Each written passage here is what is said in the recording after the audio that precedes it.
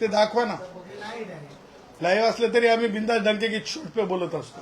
हमको कोई फर्क नहीं पड़ता. हम आलाय का?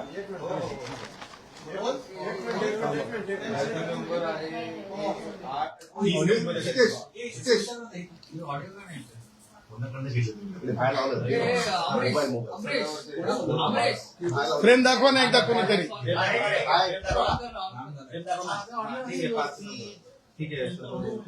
ओके सर, तुमची तर ठीक है मैडम. देख लो मैडम का उदा उदा दिख रहा है ना. भाई जरूरी है भाई, जानबूझ के पहनने लगा. जरूरी है भाई. मैडम का ड्रेस चिकना चिकना दिखना चाहिए भाई. तभी तो आग लगती है.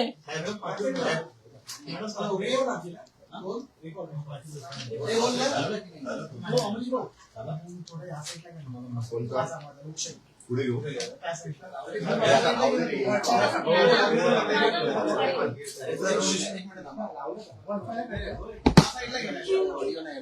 ते माइक हे ना, माइक नाही बंद आहे ना, ते बंद आहे.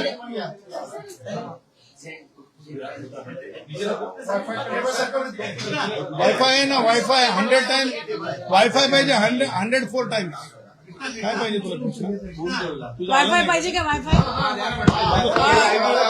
4 टाइम 100.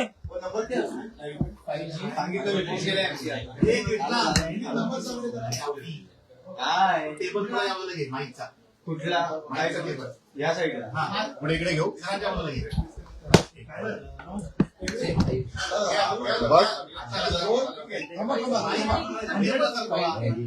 सर एक मिनिट.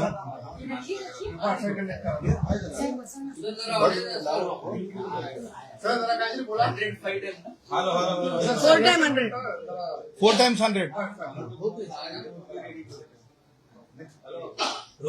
हो संभाला सर. 4 टाइम्स 100. 5G Zen. चार्जिंगला लावल्यापासून झेन 5G नाही. नको नको मोबाईल दे. 4 टाइम 100. हो झेन झेन.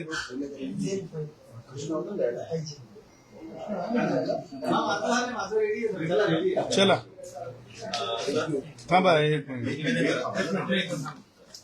मी मला थोडं इंट्रोडक्शन देऊ द्या विषयाला. चला रोल. सर निवेदन सुरू कर. जय हो भारत का संविधान. जय श्री राम. जय भीम. आज आपल्या समक्ष बोलत असताना एक भारतीय संविधानाचा सामान्यपणे विद्यार्थी म्हणून आज बोलणं गरजेचंच आहे. आणि भारतीय संविधानाची सगळ्यांच्या डोळ्यांच्या समोर काही अपप्रवृत्ती जर पायमल्ली करत असतील, डिस्क्रिमिनेशन करत असतील, तर अशा डिस्क्रिमिनेशन करणाऱ्यांना चाप चाप चाप देण्यासाठी आज जरंगे छोड़ो पत्रकार परिषद आहे.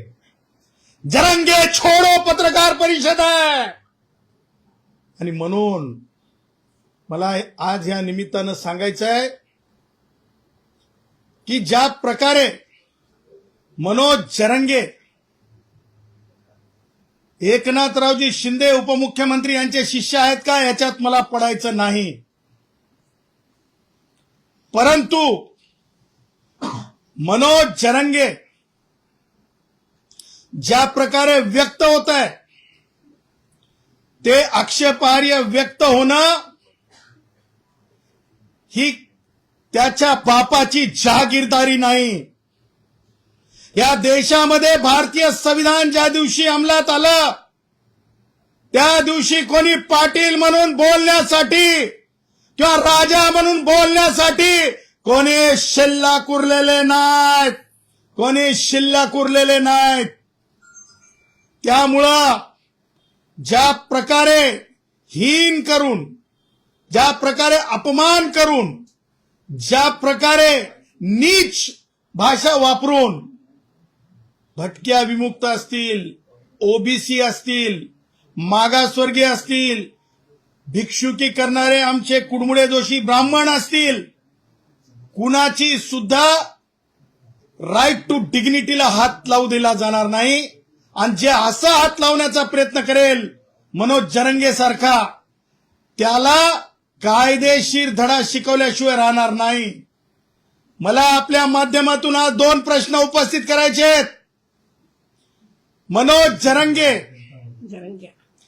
जरंगे हा लाईव्ह येतो एका चॅनलवर, आणि लाईव्ह आल्याच्या नंतर मनोज जरंगे काय करतो, तर सन्माननीय आमचे, मला जात कोणाची पाहायची नाही, उदय ब्राह्मण आहे की नाही मला त्याच्यात पडायचं नाही, उदय ब्राह्मणांसोबत किंवा ओबीसीचा कैवारी आहे की नाही तो त्याची लिबर्टी आहे, सन्माननीय मंत्री उदय सामंतांची.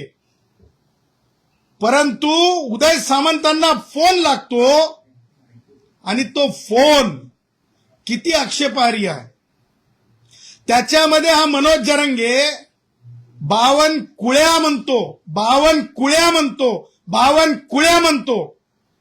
मला सन्माननीय उपमुख्यमंत्री एकनाथरावजी शिंदे साहेबांना आणि उदय सामंतांना विचारायचंय, ज्यावेळेस एकनाथ शिंदे साहेब मराठ्याचे आहेत, जरंगे म्हणतो मराठ्यांचे पुढारी आहेत, आमचं काय देणं घेणं नाही. शिंदे साहेबांनी जन्मभर मराठ्याचं पुढारपण करावं, कारण शिंदे साहेबांना शिवसेनेमधल्या बहुजनांनी ओबीसींनी पुढे नेलं, पण आता त्यांच्या अंगात मराठे पण पुढारपण आलं असेल आणि जरंगे जर शिक्का लावत असेल तर ते त्यांना लखलाप. परंतु ज्या प्रकारे मनोज जरंगे 52 कुळ्या म्हणला, आमच्या सन्माननीय समाज तेली असो, समाज ओबीसी असो, समाज एससी असो, हे अपमानकारक बोलणं शिंदे साहेबांना चालतंय का? शिंदे साहेबांना ठाणे का रिक्षा म्हणल्याच्या नंतर एवढी आग लागते त्या शिंदे साहेबांना धेडग्या मारड्या म्हणल्यासारखं 52 कुळ्या म्हणणं आहे. शर्मेनं लाज वाटायला पाहिजे. उदय सामंतांनी म्हणायला पाहिजेत होता, stop that mister Manoj Jarange. हे उदय सामंतांकडून अपेक्षित होतं. परंतु कसं आहे, कानमंत्री आहेत उदय सामंत, कानमंत्री आहेत. जे माननीय उपमुख्यमंत्री एकनाथ शिंदे साहेब सांगतील ते उदय सामंत बोलतील, नाही बोलले तर मग पुन्हा ती स्टोरी सुरू होते. शिरसाट दीपकेला बोलायला गेला, शिरसाटला काढायची भाषा. उदय सामंत आम्हाला बोलला किंवा आम्ही मतदारांना किंवा भारतीय जनता पक्षाच्या कोणत्या एका मित्राला जास्त बोलला तर उदय सामंतची गच्छंतीची भाषा. ह्या सगळ्या गोष्टी उघड्या डोळ्यानं आम्ही बघत आहोत. हे एंटरटेनमेंट नाही उदय, हे एंटरटेनमेंट नाही. हे एकनाथ शिंदेचा जो पिक्चर आहे माननीय उपमुख्यमंत्र्यांचा, त्याचा सेकंड इंटरव्हेलच्या नंतरचा जरंगे पार्ट आहे का, असा सुद्धा मी प्रश्न उपस्थित करतो. उद्या जर मनोज जरंगे जसं 52 कुळे साहेबांना कुळ्या म्हणला, कुळ्याचा अर्थ माहितीये एकनाथ शिंदे साहेब, तुम्ही ज्या वेळेस काल मी मेसेज उदयला टाकल्याच्या नंतर, उदयचं उत्तर आल्याच्या नंतर ज्या घाई गडबडीने तुम्ही माध्यमांसमोर आलात, म्हणजे बघा, तुम्हाला ओबीसींनी तुम्हाला शिवसेनेत होतात बाळा ठाकरेंच्या त्यावेळेस कोणी मोठं केलंय आत्मपरीक्षण करा. त्या ठाण्यामध्ये मराठे नव्हते, पण आता ठीक आहे. परंतु ज्या प्रकारे तुम्ही व्यक्त झालात, तुम्ही 52 कुळे साहेबांना असं बोललाय, कुळ्या म्हणून अपमान केलाय, मारड्या मांगड्या म्हणल्यासारखं, त्याच्यावर तुम्ही भ्रश शब्द का बोलला नाही? तुमच्या तोंडात मला म्हणायचं नाही आमच्या गुराख्यांच्या भाषेत, शिंदे साहेब, माननीय उपमुख्यमंत्री एकनाथ शिंदे साहेब, हा राग आहे, ही व्यवस्था आहे, हे ग्रामीण भागातला अन्याय आहे, जो की माध्यमांसमोर येऊन मला म्हणायचं नाही की गुराख्यांच्या भाषेत माजलेपणाची अवस्था आहे. आणि म्हणून तुम्ही जर असं म्हणाला असतात जसं उदयनं म्हणायला पाहिजेत होतं, स्टॉप दॅट जरंगे, त्याच प्रकारे तुम्ही म्हणायला पाहिजेत होतं की मनोज जरंगेनं ज्या प्रकारे तुमच्या सहकारी तुम्हाला भारतीय जनता पक्षामुळे आणि तुम्हाला यांच्यामुळे सामान्य कष्टकऱ्यांमुळे तुम्हाला मिळालेली मतं तुम्ही उपमुख्यमंत्री झालात. जरंगे म्हणतो तुम्ही केवळ मराठ्यांमुळे झालात, ह्याचा खुलासा तुम्ही द्यायला घाबरता. जरंगे म्हणतो की माझे आणि शिंदे साहेबांचा खूप त्यांचा लाडोबा आहे. अरे लाडोबा कसा आहे, आम्हाला आमच्याजवळ टेंडरच्या काही कॉपी आहेत, माझ्याकडे सुद्धा काही कॉपी आहेत. मग हे त्या टेंडर मधून की आपला आमचा प्रसाद भेटायला गेला होता म्हणून हे आग लागलेली हे का दोन बॉयलर पेटलेत का? मग प्रसादचं बॉयलर पेटल्यामुळे जरंगे कंपनीमध्ये मग एकनाथ शिंदे साहेब तुमचं बॉयलर पेटलंय का? मग हे 2 बॉयलर मधलं भांडण सुरू केलंय का तुम्ही? आणि म्हणून मला हे म्हणायचं आहे की एकनाथ शिंदे साहेब, ज्या प्रकारे तुम्ही मनोज जरंगे पाटील म्हणालात, त्या तुमच्या वक्तव्यामध्ये बावनकुळे साहेबांचा सार्वजनिक, एका बावनकुळे साहेबांचा नाही, तमाम तेली समाज असेल, ओबीसी समाज असेल, जे कोणी वंचित घटक असतील त्यांचा सार्वजनिक अपमान केलाय. आणि तुमचा लाडोबा म्हणून तो पुन्हा स्वतःची शेवट करतो. आणि त्या पुढे जाऊन उदय सामंत तो म्हणतो की 4 जात प्रमाणपत्र. आता हे 4 जे जात प्रमाणपत्र आहेत त्याच्यामध्ये ज्या 4 भगिनींना, मग जिल्हा परिषद छत्रपती संभाजीनगर आहे, जिल्हा परिषद परभणी आहे, अशा आणि काही नगर परिषद आहे, तिथल्या भगिनींचे जात प्रमाणपत्र रद्द झाले. चूक काय झाली? काहीच चूक नाही, कारण कागदपत्र, पुरावा, त्या जात वंशावळ हे सगळ्या गोष्टी पाहिल्या जातात. आणि जर जात प्रमाणपत्र रद्द झाले त्यावर उदय सामंत म्हणतात 100%. बाग भाई उदय, दोस्त है तू, मेरा भाई है तू, मैं कल भी बोला, लेकिन जब कोई आरक्षण के राजनीति में गलती करेगा, गंदगी करेगा, तो हिसाब भारत के संविधान से होगा. ये भूलना मत. और ये एकनाथ शिंदे साहब को भी बताने के लिए मैंने कल उनको बताया कि एकनाथ शिंदे साहब को भी बता देना की यह गलत है.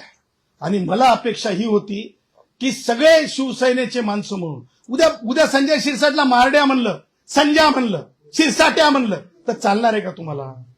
ही हळूहळू ही बदलत जाणारी भाषा आहे.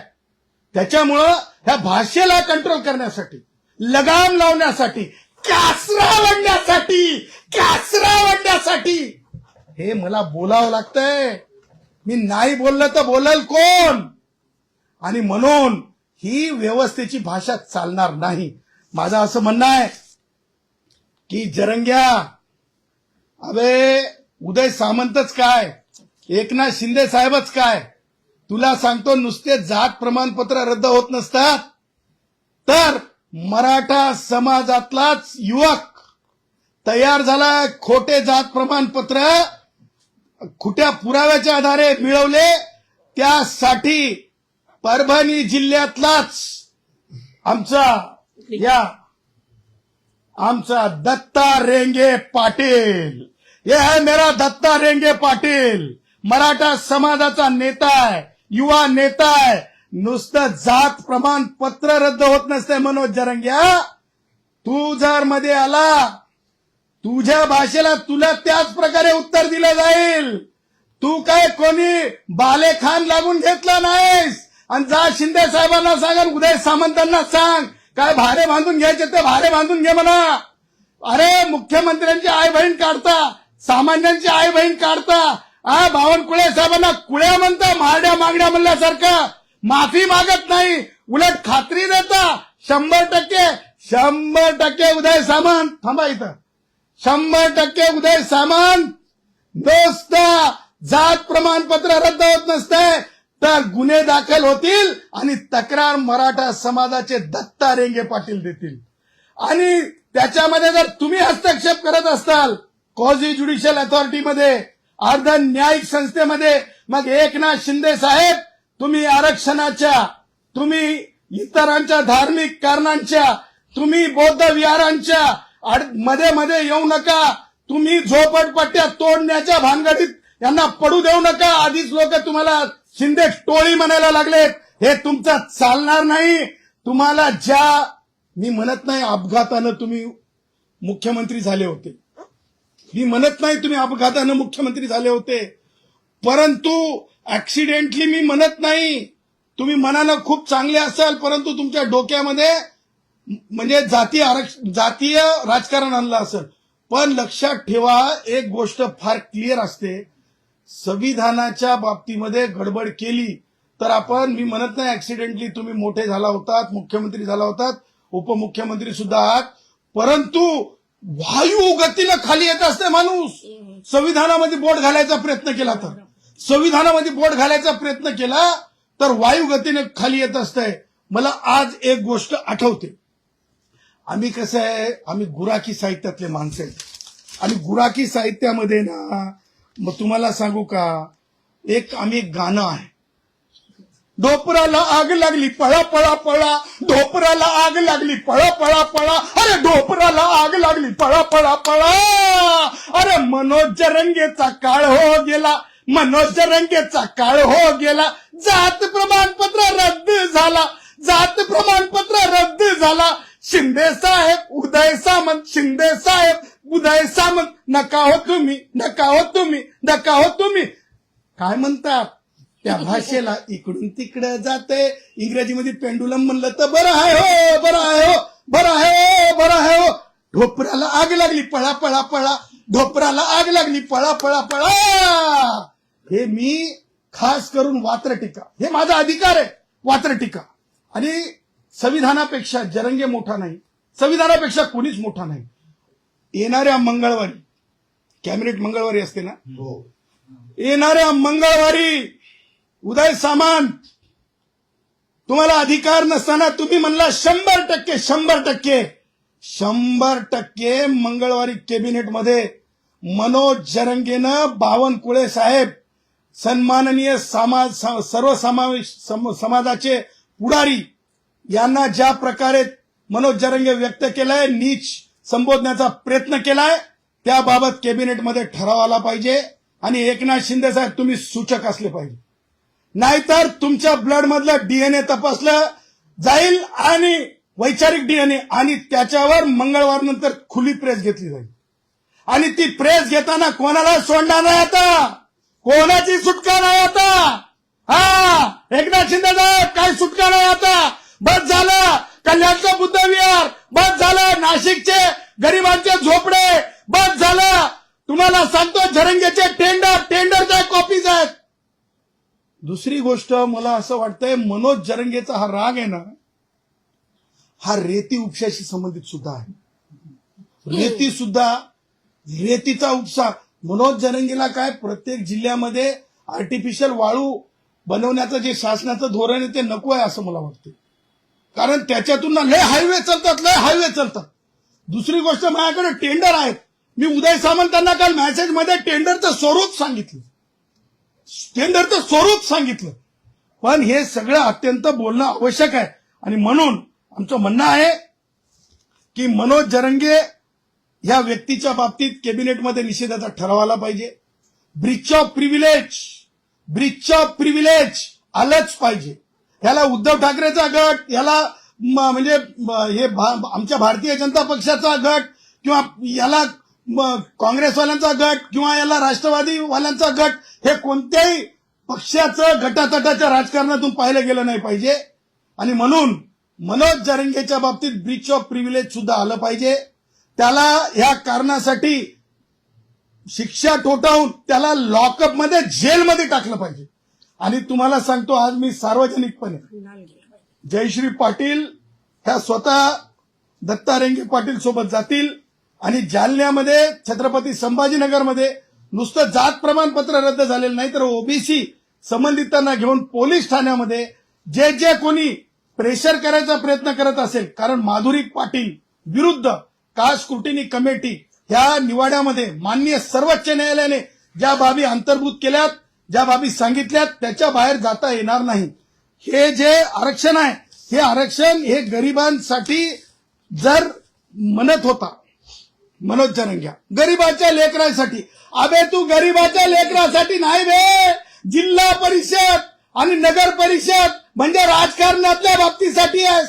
आणि त्या पुढे जाऊन मला तर असं वाटतं आमच्या सत्तेतले सुद्धा म्हणजे बावनकुळे साहेब सारखे मंत्री नकोत म्हणून काही मराठा याच्यामध्ये या कुभांडामध्ये आहेत का हे सुद्धा तपासणं आवश्यक आहे. कारण ज्या प्रकारे मनोज जरंगे व्यक्त होत होता, मराठा मंत्र्यांची नावं घेत होता, मग महसूल विभाग अदर मराठा चालवू शकत नाहीत म्हणून हे सगळं दुसरं कुभांड आहे का? म्हणून मी म्हणलं इंटरव्हेलच्या नंतरचा हा पिक्चर आहे का? एकनाथ शिंदे साहेब इंटरव्हेलच्या नंतरचा हा पिक्चर आहे का?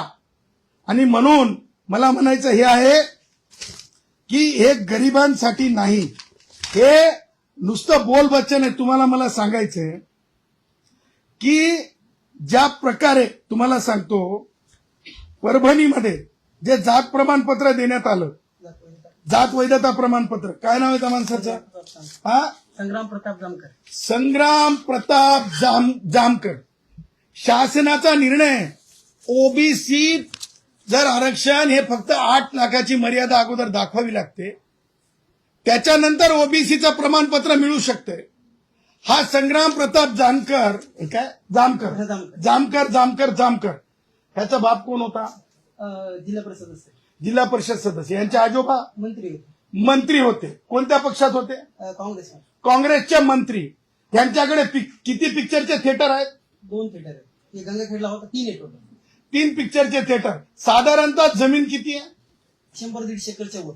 आता मला सांगा ह्या जीआर प्रमाणे हे मला सांगा 8 लाखाची मर्यादा आहे. जात वैधता प्रमाणपत्र कुणाला मिळालंय? काय नाव त्याचं? संग्राम प्रताप जामकर. आता हे जर गरिबांसाठीचं आरक्षणाचं राजकारण नसून हे ओबीसी खऱ्या मागासवर्गीय ओबीसी समाजावर एका प्रकारे अन्याय आहे. आणि बावनकुळे साहेबांनी राजरोसपणे या मनोज जरंगेला असं वाटतंय की जसा धंदा करतात, व्यापार करतात त्या प्रकारे प्रमाणपत्र वाटप होऊ द्यावेत आणि लखलाभ होऊ द्यावं. असं लखलाभ होऊ दिलं जाऊ शकत नाही. आणि म्हणून या गोष्टीचा आम्ही निषेध करतो, मनोज जरंगेचा निषेध करतो. एकनाथ शिंदे साहेबांनी काल कान पिचक्या तरी घ्यायला पाहिजेत होत्या. किती लाड करावं द्या एकनाथ शिंदे साहेबांचा मनोज जरंगे, पण काल त्यांनी भ्रष्ट शब्द काढायला पाहिजेत होता. उदय सामंत चुकले, त्यांनी माफी मागायला पाहिजे. उद्या जर भटुकड्या सामंत्या म्हणलं तर चालणार आहे का? भटुकड्या सामंत्या म्हणलं तर चालणार आहे का? सॉरी टू से असं चालणार आहे का? उद्या तुम्ही ब्राह्मण आहेत म्हणून तुम्हाला त्रास दिला तरी गुणरत्न आणि जयश्री आहे, लक्षात ठेवायचं. कुणाला एकटा पडू दिला जाणार नाही. परंतु माननीय बावनकुळे साहेबांनी कोणत्याच मराठा महसूल मंत्र्यांनी गाव तिथं स्मशानभूमी दिली नव्हती. हे आपले काय नाव ते इथले ते नगरचे विखे पाटलांनी देऊ शकले नव्हते, ह्या बावनकुळे साहेबांनी दिलेले. पानंद रस्ते, शेताचा वाद असायचा, गरीब मान ढोर सांभार असेल, ओबीसी असेल, छोटं शेत असायचं, नावी असेल, कुंभार असेल, लोहार असेल, एक छोटा तुकडा असतो जमिनीचा, तो मध्यभागी असतो, रस्ते नसायचे. हे दिलेली व्यक्ती आहे, ही देणारी व्यक्ती आहे. ही लँड ऍक्विजिशन ऑफिसर्सला चला रे मुंबईतून बाहेर, पालघरमधून बाहेर सगळ्यांना चान्स दिला जाईल काम करण्याचा, शुद्ध काम करण्याचा. ही कामाला लावणारी व्यक्ती आहे. आणि मग ही पोटदुखी आहे का? ही दुसरी पोटदुखी आहे का? ह्या सगळ्या गोष्टी गोळाबेरीजनं पाहिल्या जातील आणि कोणत्याच परिस्थितीत कुणाचा अपमान सहन केला जाणार नाही. माननीय मुख्यमंत्री असतील, तुम्ही विचाराल तुम्ही कोण? आम्ही मतदार आहोत. आम्ही राष्ट्रीय स्वयंसेवक संघ असेल, बौद्धांचा भिक्खू संघ असेल, आम्ही त्या संघाचे पाईक आहोत. आम्ही विचारधारेवाले आहोत. आमचा तो अधिकार आम्ही दिलेले मतदार आहोत. माय चीफ मिनिस्टर देवेंद्रजी, कोणालाच कोणत्याच परिस्थितीमध्ये चुकीचं बोललेलं आम्ही सहन करणार नाहीत. हे मला आजच्या पत्रकार परिषदेतून, आज जी आम्ही मनोज जरंगेच्या बाबतीत ही पत्रकार परिषद घेतली, या पत्रकार परिषदेच्या माध्यमातून जे आहे आम्हाला तुम्हाला सांगायचं होतं. आणि मनोज जरंगे जोडपो पत्रकार परिषदेचा हा पहिला अंक आहे. यानंतर तुम्हाला सांगतो, आम्ही सांगितल्याप्रमाणे गुन्हेही दाखल होतील, तक्रारी दिल्या जातील, कुणालाही सोडलं जाणार नाही. त्यामुळं गाप बसायचं. सर्वोच्च न्यायालय सर्वोच्च समजून कोणी शानपण करायचं नाही. आरक्षणामध्ये जास्त बोलायचं नाही. मुख गिळून बसल्यासारखं. अरे आरक्षण बोगस ठरतंय, त्याच्यावर तुम्ही म्हणलं पाहिजे बोगस आहे. उलट तुम्ही असं म्हणणार का की नाही 100% 100%? काय 100%? काय 100%? कोणाच्या बापाच्या घरची पेंड आहे का? बापाच्या घरची पेंड आहे का? Shop that nonsense everything. It not be tolerated against the constitution. Remember this. Otherwise one has to face a music of law. Sir याला जोडून विचारतो, कारण तुम्ही जे मुद्दा उपस्थित केला महत्वाचा होता की सरसकट दाखले दिल्याची मागणी जरांगे पाटील आधीपासून करतायत. मात्र दुसरीकडे तुम्ही आताच्या प्रकारचं एक उदाहरण दिलं की त्यांच्या मागीचे थिएटर्स आहेत, जमीन आहे, तरी 8 लाखाच्या त्या कुठेही कक्षेमध्ये बसत नसताना अशा प्रकारची अर्थव्यवस्था वाटली जातात. वाटत नाही का पूर्ण आरक्षणच यामुळे धोक्यात येऊ शकतं, कायद्याच्या कचऱ्यात चापून रद्द होऊ शकतं? बघा, गरीब आणि गरजवंत मराठ्याचा याच्यात संबंध नाही. संबंध मुलांना, युवकांना काय म्हणून एकत्र आणलं होतं की शिक्षणासाठी आणि नोकऱ्यांसाठी. आज मनोज जरांगेची उघडी पडली. आज मनोज जरांगे उघडा झाला. तो राजकारण्यांसाठी काम करत होता हे आज स्पष्ट झालं. शासनाचा निर्णय 16 डिसेंबर 2017, मी म्हणत नाहीये, ज्या प्रकारे शासन निर्णय आला, विमुक्त जाती, भटक्या जाती, इतर मागासवर्ग व विशेष मागासवर्ग मधील उन्नत व प्रगत व्यक्ती गट याकरिता नॉन क्रिमिलियरसाठी असलेली उत्पन्न मर्यादा जी आहे ती 8 लाखापर्यंत. 8 लाखापर्यंत. मला सांगा, ज्यांच्याकडे आता जसे जरंगे पाटलांनी सांगितलं, आमच्या रेंगेंनी सांगितलं, दत्ता रेंगेंनी, ज्या प्रकारे की थिएटर्स आहेत, जमीन 100 कुटुंबामध्ये, मी सब्जेक्ट टू करेक्शन, किती एकर आहे ते, पण जमिनी 100 आकड्यांमध्ये आहेत. अशा लोकांना तुम्ही जात वैधता प्रमाणपत्र देता आणि हा कायदा आहे नाही घ्या कायदा. हे घ्या, हा कायदा मान्य आहे की नाही? या कायद्यानुसार तुम्हाला कोणत्याच परिस्थितीमध्ये या उत्पन्न गटाच्यावर लाभ घेता येत नाही आणि असा लाभ घेणारे प्रमाणपत्रच देता येत नाहीत. पत्रकार साहेब, तुम्ही काय विचारलं नंतर, माझं असं म्हणणं आहे की या जर म्हणजे याच्यामध्ये उत्पन्न गटाच्या बाहेर असाल तर लाभच घेता येत नाही, प्रमाणपत्रच देता येत नाही, खोटे अफिडेव्हिट आहे, फसवणूक आहे, जाली प्रमाणपत्र तयार करणं आहे, खऱ्या मागासवर्गीयांची जागा हिरावून घेणं आहे. ह्या सगळ्या गोष्टी कलमांखाली गुन्हा दाखल होतो, FIR होतो. या अगोदर सत्तेतले राजकारणी असो की विरोधातले राजकारणी असो, अशा प्रकरणांमध्ये पोलीस स्थानकांमध्ये गुन्हे दाखल झालेले आहेत, हे वेगळं सांगण्याची गरज नाही. ज्या प्रकारे त्यांनी आरोप केले की त्यांनी आरोप केले की जात वैधता प्रमाणपत्र फेटाळले झाले, मात्र आकडेवारी जी समोर येते प्रशासनाकडनं 20,000 अर्ज आले होते, त्याचे 15,000 मान्य झाले, म्हणजे जात वैधता प्रमाणपत्र त्यांना मिळालं. अशामध्ये असे आरोप करणं, माझं म्हणणं साफ आहे की मनोज जरांगे हा धंदेवाईक आहे. मनोज जरांगे रेतीवाल्यांशी किती त्याच्या जवळचे नातेसंबंध आहेत. त्याचबरोबर PWD आणि माननीय उपमुख्यमंत्री एकनाथ शिंदे साहेबांकडे कोणतं खातं आहे? नगर विकास.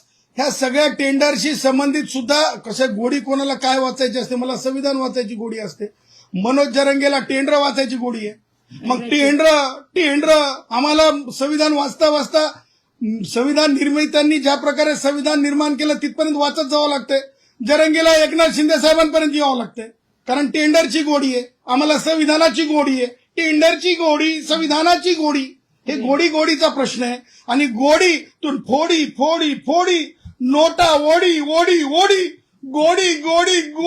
नोटा ओढी असं सगळं आहे. त्यामुळं जरंगे हा विश्वासपात्र नाही. दुसरी गोष्ट, मला येणाऱ्या काळात माननीय बावनकुळे साहेबांना महाराष्ट्रातले भटके, विमुक्त, OBC जे अक्षरशः वंचित घटक आहेत, मग ब्राह्मणाचे सुद्धा असतील आमचे, ज्यांना आपण म्हणतो की कुडमुडे जोशी, त्या सगळ्यांना घेऊन बावनकुळे साहेबांना भेटायचे आणि SIT नेमल्या गेली पाहिजे या प्रकरणात. आता तुम्हाला सांगितलं की 8 लाख म्हणजे मर्यादेच्या वर कसं माणूस ते भोगू शकतो व्हॅलिडिटी, आणि कसा तो माणूस लाभ घेऊ शकतो, हा लार्जर क्वेश्चन आहे. आणि या लार्जर क्वेश्चनसाठी जर थिएटरचे मालक व्हॅलिडिटी घेऊन जर नाचत असतील तर हे चालणार नाही. हे कायद्याच्या विरुद्ध आहे. आणि पत्रकारांनी सांगितलं म्हणजे असे 15,000 लोकांचा किती रेव्हेन्यू जनरेट झाला असेल हे विचार करा.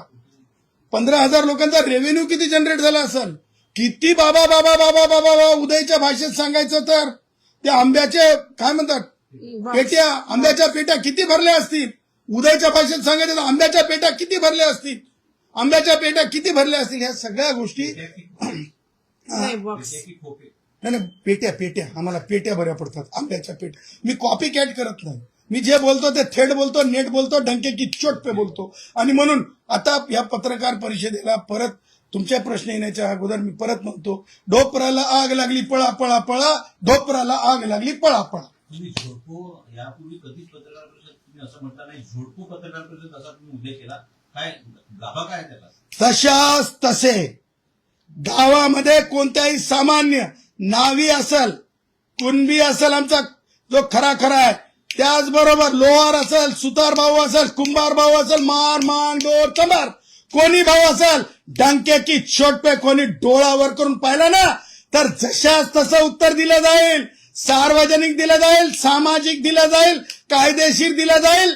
आणि तुम्हाला सांगतो एक शब्द आहे, भीमटोला भीमटोला भीमटोला भीमटोला भीमटोला भीमटोल्यानं सुद्धा उत्तर दिलं जाईल. उद्धव ठाकरे बरे म्हणायची वेळ आणू नका, उद्धव ठाकरे शिंदेना समजावून सांगा असं पण म्हणतायत.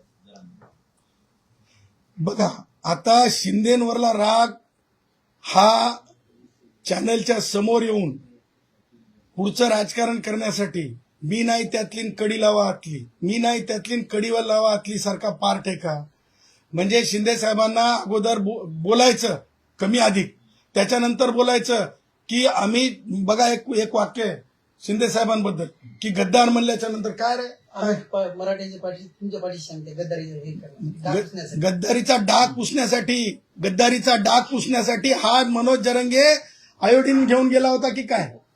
म्हणजे मनोज जरंगे एकनाथ शिंदे साहेबांना काय बोलला पत्रकार परिषदेमध्ये? उदय डोळसपणे बघायचं, कानानं ऐकायचं. मनोज जरंगे म्हणला गद्दारीचा डाग पुसण्यासाठी मराठ्याने काय केलं?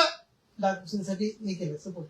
डाग पुसण्यासाठी सपोर्ट केला. म्हणजे मनोज जरंगे का आयोडीन घेऊन गेला होता की स्पिरिट घेऊन गेला होता सॅनिटायझर की सॅनिटायझर घेऊन गेला होता? हे सगळ्या गोष्टी आहेत ना या अत्यंत खालच्या स्तरावरल्या आहेत. आणि म्हणून जोडो पत्रकार परिषदा सुरू झालेल्या आहेत. कायदेशीर गुन्हे दाखल करण्याची प्रक्रिया चालू होईल. कोणालाही सोडलं जाणार नाही. कायद्याचं राज्य आहे. कोणाला हिनवलेलं सहन केलं जाणार नाही.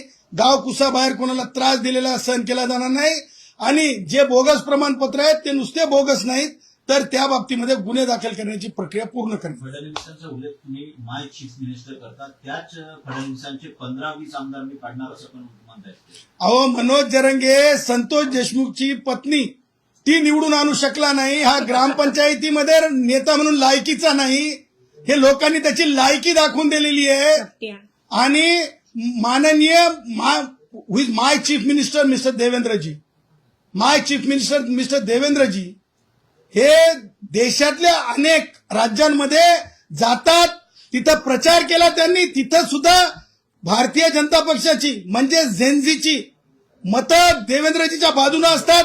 कारण झेनझीला आमच्यासारख्या मतदारांना simple living but high thinking जे आहे कोणतेही आडेवेडे घेऊन बोललेलं आवडत नाही. आणि त्यामुळं माननीय मुख्यमंत्री देवेंद्रजी कोणता आडावेडा घेऊन हे करत नाहीत. आणि दुसरी गोष्ट माननीय देवेंद्रजी कधीच भाषण आमचे माननीय एकनाथरावजी शिंदे साहेब जसं बघून वाचून भाषण देतात तसं त्यांना बघून काहीच करायची गरज नसते. कारण ते विद्यार्थी जीवनापासून चळवळीतून आलेले आहेत. ते नागपूर सारख्या ठिकाणी RSSचं हेडक्वार्टर आहे तर दुसऱ्या बाजूला दीक्षाभूमी आहे, अशा ठिकाणाहून ते आलेले आहेत. आणि मला असं वाटतं की नॉन प्रिज्युडाइज ब्रेन असलेले मुख्यमंत्री आहेत. त्यामुळे जरंगेची लायकी ग्रामपंचायत निवडून न आणू शकणारी आहे. कारण राजकीय लायकी सगळ्यांनी डोळ्यांनी बघितली. संतोष देशमुख सारख्या प्रकरणात आणू शकला नाही. त्यामुळं जरंगे काय लायकीचा माणूस आहे सगळ्यांना माहिती आहे. आणि त्यामुळं मला असं वाटतं की जरंगेच्या बोलण्याला कोणी किंमत द्यायची गरज नाही. परंतु जरंगे ज्या प्रकारे चुकीचं बोलल, हिनून बोलल, त्याला मात्र प्रभू श्री राम जी का टोला, भारत रत्न डॉक्टर बाबासाहेब आंबेडकर जी का टोला लगाए बिना नहीं छोडेंगे. काल जी पत्रकार परिषद घेण्यात आली त्यातला एक मुद्दा होता 4 नगरसेवकांच्या जात प्रमाणपत्र नाही, 2 जिल्हा परिषद 2 नगरपालिका. जात पडताळणी प्रमाणपत्र रद्द झाले तर तो प्रकार होता. आता सर्वसामान्यांचा जर विचार करायला गेला तुमचं असो किंवा माझं असो, कुठलीही जात पडताळणी समितीकडे जर आपलं अर्ज जातं, काही त्रुटी राहील तर आपल्याला ती परिपूर्ती करावी लागते. तुम्हाला काय वाटतंय, का झोपतं हे प्रकार? हे प्रकरण जोमण्याचं कारण हे इंटरव्हेलच्या नंतरचा फिल्म आहे जरंगे आणि हे जरंगेची, आणि हे ठरवून ते कालचा व्हिडिओ व्हायरल करण्यात आला प्रेसचा एका खाजगी वृत्तवाहिनीला, आणि हे सगळं ठरवून आहे. त्याच्यामुळं मला हे म्हणायचं की माननीय एकनाथरावजी शिंदे साहेब, अशा प्रकारचं राजकारण तुमच्या पिलावळ असलेल्या जरंगेला करू देऊ नका, तुमची पिलावळ असलेल्या जरंगेला करू देऊ नका. आहे आहे तुम्ही अशा प्रकारामध्ये थेट पत्रकार परिषदेत त्यांना आव्हान केलं, फोन का नाही केला? मी उदयला बघा कसं झालंय की एक शिंदे साहेबांचा तो काय पीए आहे, काय नाव होता त्याचा, प्रभाकर, त्याच्यावर गुन्हे दाखल झालेत, त्याला मी कुठं धोंडू. त्याच्यानंतर दुसरा आहे तो कायम चमकोगिरीमध्ये राहतोय, मला काय एवढा वेळ मिळत नाही. शिंदे साहेब स्वतःकडे फोन ठेवत नाहीत, सीएम साहेब स्वतःकडे फोन ठेवतात, शिंदे साहेब स्वतःकडे फोन ठेवत नाहीत. त्याच्यामुळे उदयने लगेच मला रिस्पॉन्ड केलं. मी उदयला बोललो, उदयला सगळं सांगितलं, आणि माझं काय एकनाथ शिंदे साहेबांकडनं रेतीचं काम आहे ना टेंडरचं काम आहे. त्याच्यामुळं मला काय कोणाची भीती नाही. शिंदे साहेबांचे माझे संबंध आहेत. याचा अर्थ शिंदे साहेबांकडे जसं जरंगे त्यांच्या ठेवणीत आहे किंवा तो पिलावळ आहे, हे माझी तशी परिस्थिती नाही. हम कभी भी स्टेटस डिग्निटी स्वतःची आणि शिंदे साहेबांची सुद्धा आम्ही अवहेलना करत नाही. त्याच्यामुळे संविधान ज्या प्रकारे आर्टिकल 14 मध्ये टेक रिस्पेक्ट गिव्ह रिस्पेक्ट, बराबरी की बात हो, या आशयानं आम्ही जगणारी माणसं आहोत. चूक झाली, कारण शिंदे साहेबांची काल चूक झाली की नाही सांगा, सार्वजनिकपणे त्यांनी नीचपणाचं संबोधल्यासारखं कुळ्या म्हणलं, कुळ्या म्हणजे मारड्या धेडग्या म्हणल्यासारखं. मी उदयला लिहिलं, ते सुद्धा लिहिलं मी, आणि मी हे सांगितलं की तू एकनाथ शिंदे साहेबांना सांग, उदय माझा भाऊ आहे. उदय शेवटी तुम्ही म्हणजे उदयच्या बाबतीमध्ये आय हॅव ग्रेट रिगार्ड्स, काय उदयच्या बाबतीत हे नाही, परंतु सांगायचं तात्पर्य हे की एकनाथ शिंदे साहेबांनी मनोज जरंगे पाटील म्हणण्याची गरज काय होती. हे मनोज अंगात शिवसैनिक का जागा झाला नव्हता, कुठं बरफ आईसबॉक्समध्ये. मला म्हणायचं नाही, मी वात्र टीका करणारा माणूस आहे. मी मराठा होते का केशवराव धोंडगे हे पाहिलेलं नाही, परंतु माननीय केशवराव धोंडगे साहेबांनी जे साहित्य आम्हाला दिलं त्या साहित्यातून मी बोलत असतो. त्यामुळं काल एकनाथ शिंदे साहेब चुकले. काल एकनाथ शिंदे साहेबांनी स्पष्ट बोलायला पाहिजेत होतं, चूक आहे मनोज जरंगे, तुला असं बोलता येणार नाही. उद्याच्या कॅबिनेटमध्ये हा विषय येते की नाही बघायचंय मला, ब्रीच ऑफ प्रिव्हिलेज येते की नाही मला बघायचंय, आणि त्या ओरडणाऱ्यांना मला आव्हान करायचंय की बावनकुळे साहेबांना सुद्धा हे अशा प्रकारे, ते तर फक्त ठाणे की रिक्षा म्हणल्यामुळं आपण प्रॉसिक्युशन केलं. आपण नीच संबोधल्यानंतर माननीय बावनकुळे साहेबांना, ते तुम्हाला सांगतो माझ्यासाठी आदर्श आहेत, माझ्यासाठी आदर आहे. मला त्यांच्याकडून बावनकुळे साहेबांकडून विचारून घ्या, कोणतंही काम केलेलं नाही, करायचं नाही, भविष्यातही करायचं नाही. परंतु ज्या प्रकारे तेली माणूस असो, ओबीसी असो, वंजारी माझे धनंजय साहेब असोत, ओबीसी पुढारी आमचे छगन भुजबळ साहेब असोत, हे सगळे माझे आहेत, माझ्या रक्ताचे आहेत, माझ्या मांसाचे आहेत. बस झाला. आम्ही वकिलीत खूप आनंदी आहोत, आम्हाला व्हायचं नाही राजकारणी, परंतु माझ्या कोणत्याच माणसाला मी अपमान सहन करू देणार नाही.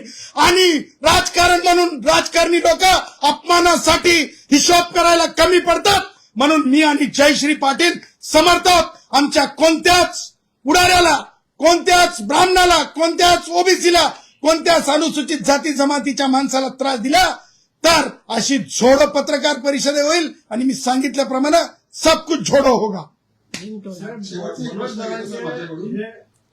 माझा मी शेवटचा प्रश्न घेतो, कारण जरांगे पाटील सातत्याने अशा प्रकारची वक्तव्य करून तुम्हाला वाटत नाही की पुन्हा एकदा महाराष्ट्रामध्ये मराठा वर्सेस ओबीसी असा एक नवीन जातीय तेढ निर्माण केला जातोय? मी अगोदरही माननीय एकनाथरावजी शिंदे साहेबांना सांगितलं, एकनाथरावजी शिंदे साहेब, तुम्ही मराठा राजकारणामध्ये आलात, तुम्ही, मला माहित आहे की बाळ ठाकरेंची शिवसेना ही ओबीसीची शिवसेना होती, ती काय मराठा शिवसेना नव्हती. त्यावेळेस सगळे लोक काँग्रेस आणि राष्ट्रवादीमध्ये होते. पण तुम्ही अंगीकारलं मराठा राजकारण, मला त्याच्याबद्दल म्हणायचं नाही. त्यानंतर तुम्ही मातंग समाजाला तुम्ही म्हणजे मला म्हणायचं नाही तुम्ही रसद पुरवली नाही पुरवली, ते तुम्हाला भावनेला आणि तुमच्या शहाणपणाला माहीत. परंतु त्यानंतर आता परत जर जरंगे इंटरव्हेल नंतर हे जर तुम्ही सुरू करायला लावलाय की नाही हे तुम्ही आत्मचिंतन करा. कारण त्या व्हिडिओ हे सांगते की सब बनी बनाई बातें है, सब बनी बनाई बातें है, सब बनी बनाई बातें है. अशा प्रकारे महाराष्ट्राला आम्ही डिस्टर्ब होऊ देणार नाही. सर, मनोज जरांगे पत्रकार परिषदेत नेहमी अश्लील भाषेचा वापर करतात, शब्दांचा वापर करतात. मंत्री जवळ शेजारी बसलेले असताना सुद्धा त्यांची ती भाषा चालू असते. मला हे समजत नाही चपटी बोलायला. की आता बघा आमच्या मंत्र्यांच्या बाबतीत मंत्री कोणत्या पक्षाचे येत नाही, ह्या डीएनएचे आहेत, आमच्या डीएनएचे. ह्युमॅनिटीच्या विरुद्ध जाऊन आमच्या ओबीसी असेल, भटका असेल, मागासवर्गीय असेल, कोणी असेल त्याच्या बाबतीमध्ये जर बोलल्याच्या नंतर जरंगेला आणि जरंगेचं समर्थन करणाऱ्याला जशाच तसे उत्तर दिले जाईल. चल.